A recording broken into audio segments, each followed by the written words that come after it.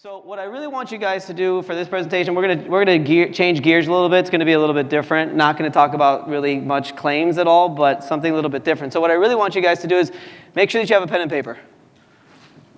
Please make sure that you have a pen and paper. If anybody here who's helping out, we could make sure that everyone's got a pen and paper. I want to make this interactive in a way, and I want to give you guys some exercises that you can do to just sort of help you guys in your business. Who here is a business owner and owns their business? If you could raise your hand. Everyone in the room, in my opinion, should be raising their hand. Because if you're a public adjuster and you work for another public adjusting firm, well, you know what? You're handling your clients, you're handling the marketing, you're handling a lot of the sales. Unless your company has found the right people to help you do that, you're pretty much doing that stuff on your own. Okay? So everyone should be raising their hands, and that's why this exercise is going to really help you guys a lot. So my name is Perri. I am a licensed certified public adjuster. I've been a public adjuster for 15 years. I'm licensed in Florida, I'm licensed in Georgia, I'm licensed in Texas, I'm licensed in California, Illinois, and I think North Carolina too. But basically, I've been a public adjuster for a long time, and my company, I'm CEO of Elite Resolutions. We are a public adjusting firm. You guys know what public adjusters do? That's what we do. We help clients. Our number one goal, our BHAG. Does anybody know what BHAG stands for? Our big, hairy, audacious goal. I don't know why Harry's in there, but our big, hairy, audacious goal is to become the number one public adjusting firm in the country.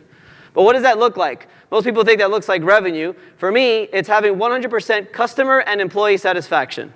It could be a utopia that I'm living in, but that's where I want to be. I want all of our customers to be happy with our services, and I want our employees, I want our workplace environment to be 100% satisfaction guarantee where everyone is really enjoying their work. I'm also the CEO of Commercial Claims Advocate. We're basically just calling it CCA now. Basically what CCA is, we're a consulting firm, and we are basically consulting, and we're helping public adjusters throughout the entire country scale their businesses and make sure that they're being successful as a public adjuster. Because I know, being a public adjuster for 15 years, it's very difficult when you're starting out. It's very difficult to get your name out there and to start signing those claims. So that's what we do at Commercial Claims Advocate. And our BHAG, our big, hairy, audacious goal in CCA, is to never have to answer the question, what is a public adjuster? How many of you guys hate that? Come on, tell me, if you're a public adjuster, how often when somebody asks, what do you do for a living, you're just like, I gotta answer this question again. I'm a public adjuster. What the hell is that? Oh, I didn't know those existed.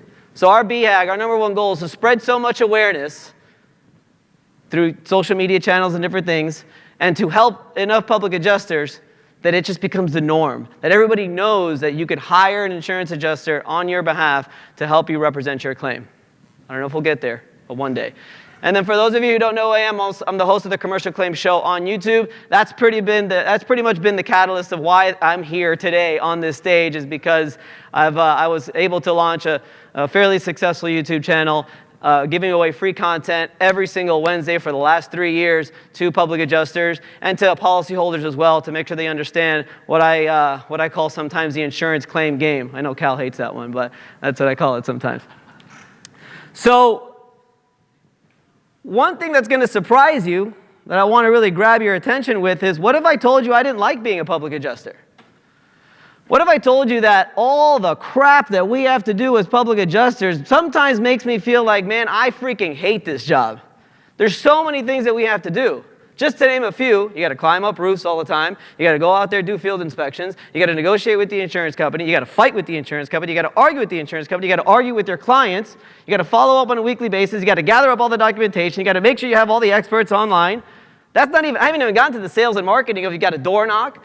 You got to market yourself. You got to go on social media. You got to post videos. You got to do all these things that it's just like so overwhelming sometimes that you can't keep up. And a lot of times, most of those things you don't even like to do. Some of those things maybe you do like. And that's the purpose of my presentation today. It's why I want everybody, not just public adjusters. I speak to the public adjuster more because that's what I've been doing. But for the attorneys in the group and for anybody who owns a business, I really want you to participate in this because I want to help you not only better your business, but hopefully a little bit, maybe kind of better your life a little bit as well. Okay? So I just listed a bunch of stuff that we do as public adjusters. I want you to get your pen and paper. Okay? I'm going to give you guys 1 minute. Cal, I want you to do it too. Melanie, no pressure. Pen and paper. I want you guys to list every single thing that you guys do on a daily basis, from sending emails to receiving emails to making phone calls to talking to clients to sending a follow-up email, sending a settlement email, negotiating, climbing on a roof, lifting up tiles, whatever it is, filing complaints. I want you guys to go ahead. I'm going to give you guys 1 minute. I'm going to be quiet for 1 minute, and I want you guys to, yes? Can we have 30 minutes? Huh? Can we have 30 minutes? Yeah, I know. I'll give you guys a minute to write down as much. There is a purpose to this, guys. We're going to get to a conclusion eventually. So, insurance specifically or the routine? You're in general your routine that you do, not insurance specifically, like what you do on a daily basis when it comes to work. 1 minute's not long. I know. This is the purpose of this presentation. I should time it.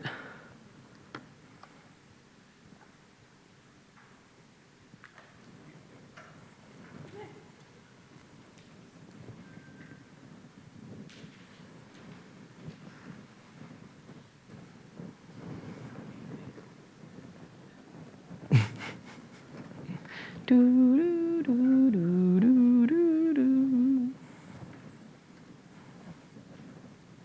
30 seconds. No pressure.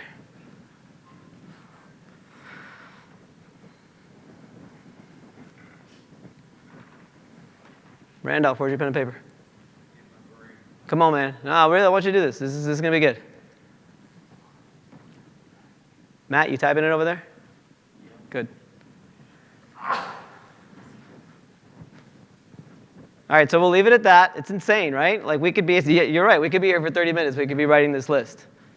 Now, the goal of this presentation is going to get us to, we want to get to a place where we're only doing the things that we love, right? So Dan Sullivan from Strategic Coach, he calls it your unique ability. We want to get to a place eventually where you're only doing the things that you're passionate about. You're only doing the things that you excel at. You're only doing the things that you just wake up every morning and you're just like, oh, I can't wait to do that. There are things, believe it or not, in your job that exist like that. And that's eventually where we want to get to a place.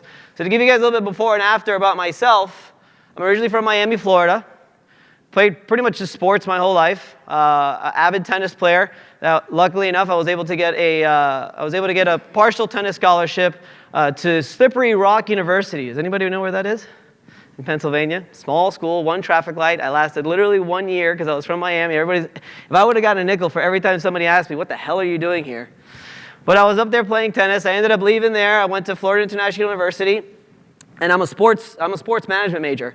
But the department was so small in FIU, when I got my diploma and I graduated, I was so pissed because I literally have a Bachelor of Science in Physical Education. So it's a PE coach up here giving you guys an insurance claim presentation. And, after that, that's basically what was my thing. I became a tennis instructor because that's what I knew best, and that was the easiest way to make money, and I did really, really well for a very long time. And leadership, for some reason, has always been attracted to me, or I've been attracted to leadership. People have asked me to be in leadership positions, and I've taken up those opportunities. And I was asked to be a tennis director of a tennis facility back in 2005, and then Hurricane Wilma came. I'm not an insurance adjuster yet. Hurricane Wilma came. It kind of busted up the facility. We had to change some things, and I wasn't really cool with what the owner of the company wanted to do, so we split ways. My first failure, my first firing. Then I just became more of a tennis instructor. I was working at the YMCA at a local Miami YMCA. Was doing that for a while. I started teaching a public adjuster who told me he was a public adjuster, and he made a lot of money, and that's what I decided that I wanted to do. So I started doing public adjusting and teaching tennis at the same time. I go to work at I forgot to tell you, I did work at State Farm for 1 year also. I did do that. I quit tennis for 1 year, worked at State Farm as an auto desk adjuster. That only lasted a year because corporate America is not for me. But then I went back to a different tennis facility, and I was asked again to be tennis director. And as I'm tennis director, I think that I've got sort of my hands in it. I think I'm getting a handle of it. I'm out there still teaching. I'm out there still grinding, right? And I'm out there doing all these things, trying to really grow the tennis academy. Fast forward a year and a half, made a bad hire. I hired the wrong person for our staff. He basically turned the entire staff against me. And I ended up firing him. He sued the company. Fast forward a few months after that, after they settled out, I got fired. I got fired again. Second time I got fired from a leadership position.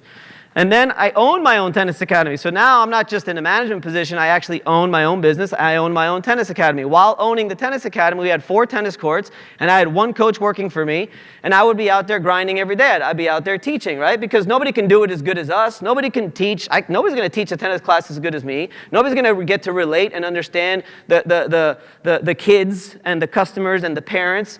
They're not going to do it as good as I'm going to do it, so I'm out there teaching, I'm out there grinding. Every day I'm public adjusting from basically 9 a.m. to about 3 p.m., and I'm out on the court teaching from 4 p.m. to sometimes 9 p.m. My wife used to just be like, you're insane, but this is my passion. This is what I love, is tennis. So I was doing that for a while, 1 year, 2 year, 3 year, 4 year. And by the way, if there's anybody here that doesn't pay themselves a salary, please start tomorrow. Because I owned my business as a tennis instructor. I never paid myself $1. I never paid myself a salary. Freaking moron. So, but hey, I'm sure it happens, right? So if there's anybody here, you don't have to raise your hand. Make sure you start paying yourself tomorrow. Include that in your expenses. So 1 year, 2 year, 3 year, 4 year, 5 year, barely make any profit, right? We really just barely just launch anywhere. I end up getting rid of the tennis academy and not doing it. So basically fail again, right? But like, what's the point of that story? What I really want to get to is, now we're at a point after hiring a business coach, after hiring the right people, we have commercial claims advocate, elite resolutions that is really on its way. We have up to 25 people that are independent and also employees. And it all started with 1 hire. Okay, it all started with 1 hire, Milan. For those of you who don't know, the YouTube channel, I started doing it myself. And after about 4 or 5 months, I hired somebody and I got really lucky with a great hire. And to this day, 3 years later, he's still with me, and he is the marketing manager of both of our companies. And he's just kicking butt, and it's allowed the YouTube channel to grow. And then I also made a great admin hire. Her name is Tammy. Again, 2 years, 2.5 years later, she's still with me. And she leads all of the admins to make sure that they're doing what they're supposed to do. There's nobody who's got higher execution than that person. But what I learned is, if you get the right people around you, they can take away a lot of those things that you don't want to do. So back to our list. Okay? I'm going to give you guys 30 more seconds to keep going. Okay? Keep expanding on that list. Go ahead.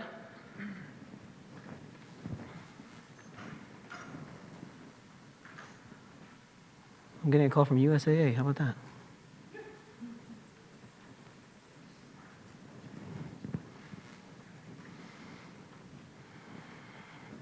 So now I want you to look at your list.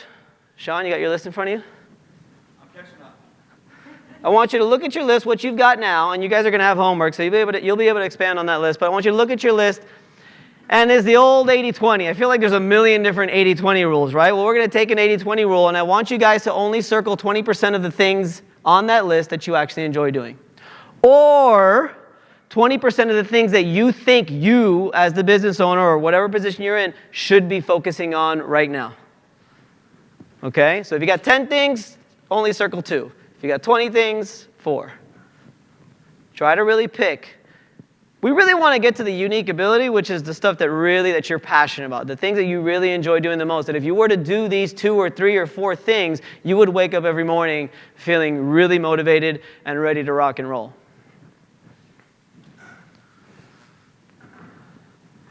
Do we have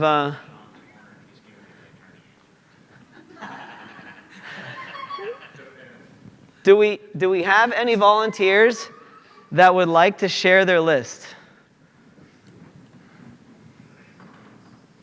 Come on. Anybody? Tina? Yes. Help the CEO. Okay, I want you to stand up. I want you to say your name, what you do, your company, and. Jessica Odell, public service announcing the chief of operations. I actually do love waking up and helping my CEO achieve her vision for the company because she cares about the whole company. That's awesome. That's fantastic. That's super cool. That's great. Anybody else? Matt, stand up. Thank you for helping me, sir. Yes, I'd like for you to read. I would like for you, however many there are, I want you to read the list of the things that you do on a daily basis, and then what are the things that you're most passionate about? All right, number 1, perform every action that Vince tells me to do. Reading or responding to emails or sending follow-up emails or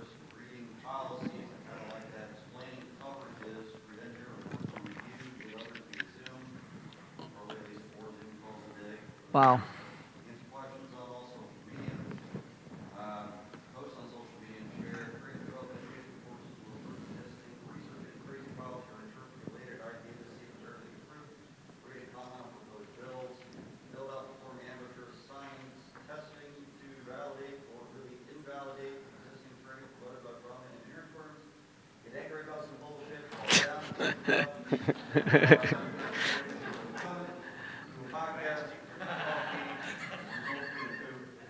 What? All right. So what 2 or 3 or 4 did you circle?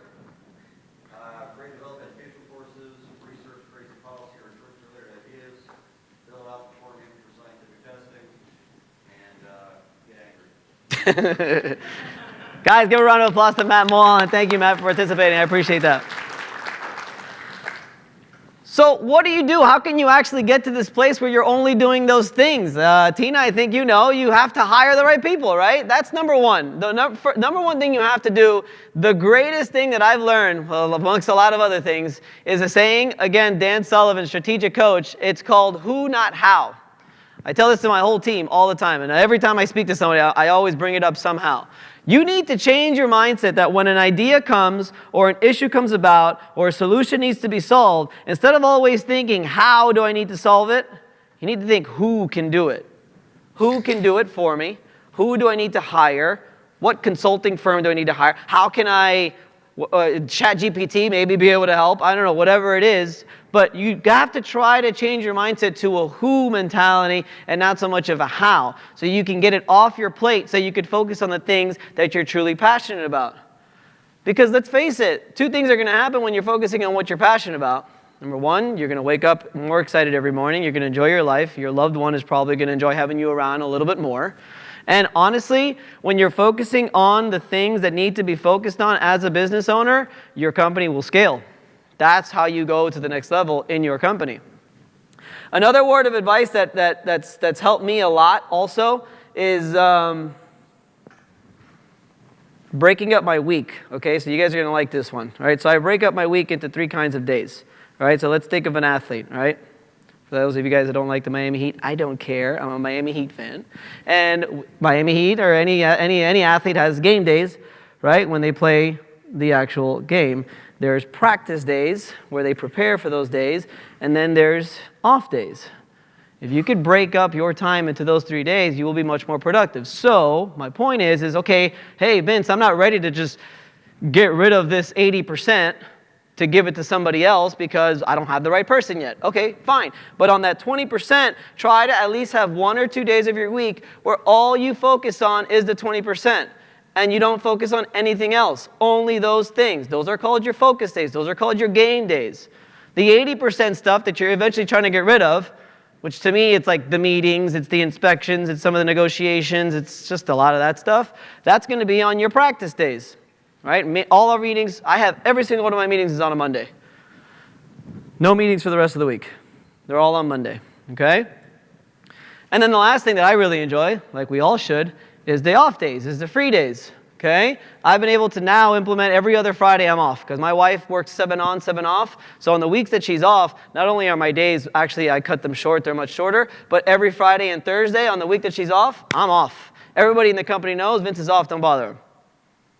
And then what happens with that, what I've been noticing is you start to develop a self-managing company, right? Because you're trusting your people to do the things that they're supposed to do. And the sooner that we could all get to a self-managing company, who wants a self-managing company, right? That's the goal of like everybody is be able to run it itself. The more confidence you give in your team to do the things, all these things, and make those important decisions too. Guys, you don't have to make every single important decision. We had a decision that we made on HR just last week I wasn't even involved in. And I was like, awesome. And it was a great decision. So, homework. I would like for you guys tonight to try to expand on that list, okay? And one really cool exercise that I've done is you take a piece of paper, and if you could do it now, if you have a piece of paper, you split it up into 4 quadrants. Okay, this is just something I learned in some book. I don't know where it was. On the top left, you're going to put things I love to do and I'm great at. On the top right, things I like to do and I'm good at.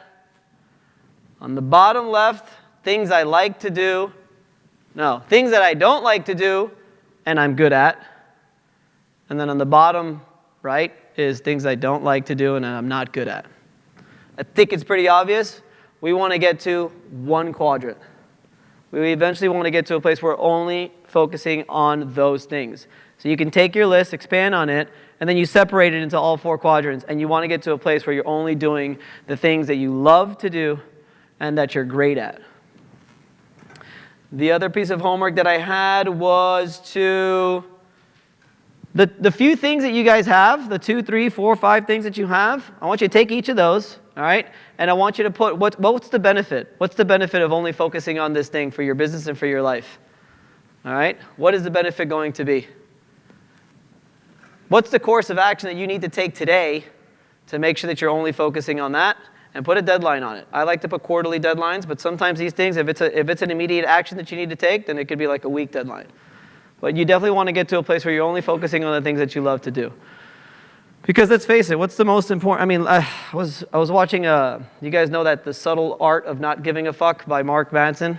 He had a documentary. It was on the airplane. I watched it. I thought it was okay. It wasn't too bad. But the whole thing came down to something that I believed for so long. And I might get a little morbid here, but it is what it is. Once we all come to an understanding that our lives can be over in just 1 second, you have to make sure that you're living your life fully to the best of your capability and doing the things that you love to do. You know, for those of you that went to the Miami event that we had, you know, I gave you guys a story of my wife being diagnosed with cancer, 26 weeks pregnant. We didn't know that was going to happen. Things happen. Right? And we've been able to come out of the situation and we're doing fantastic now, better than ever. But it's just things in life that happen that could really just be like, what am I doing working in all these things that I don't want to do? So the sooner you guys can get to a place where you're just only doing the things that you're passionate about and then ultimately spending more time with your loved ones and the people that you want to, the better your life will be. Guys, thank you so much. I really appreciate the time. See you guys later. Hey, Sean. All right, everybody, let's take a 5-minute break, and then we'll